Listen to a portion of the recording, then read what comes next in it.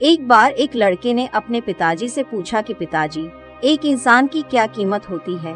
अपने बेटे के मुंह से ऐसे सवाल सुनकर वह थोड़ा टाइम शांत रहा। उसके बाद उसने कहा कि बेटा, इंसान बहुमूल्य होता है, उसकी कोई कीमत नहीं होती, वह बिल्कुल एक हीरे के समान होता है। पिताजी की बातों को सुनकर लड़के ने पूछा, पिताजी, क्या हर इंसान बहुमूल्य होता है?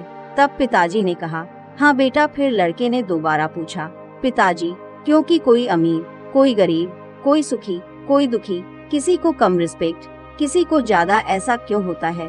इस बात को समझाने के लिए वह आदमी अपने बेटे को एक लोहे की दुकान पर लेकर गया। वहाँ ढेर सारे लोहे के सामान बिक रहे थे। वहाँ से उसने एक लोहे की रॉड उठाई और अपने बेटे को दिखाते हुए पूछा, बताओ, इसकी क्या कीमत होगी? लड़के ने रॉड की तरफ देखा और कहा, यूं ही कोई 200-300 रुपए की होगी। लड़के के पिताजी ने कहा, ठीक है, यह बताओ, अगर मैं इस रॉड को काट करके छोटे छोटे लोहे के कील बना दूं तो इसकी क्या कीमत होगी? लड़के ने कहा, फिर तो इसकी कीमत 1000 रुपए के आसपास होगी। लड़के के पिताजी ने कहा, ठीक है, यह बताओ, अगर मैं इस लोहे के रॉड को काट कर छोटे छोटे स्प्रिंग, घड़ी के पार्ट्स और गियर बनवा दूं तो इसकी कीमत कितनी होगी?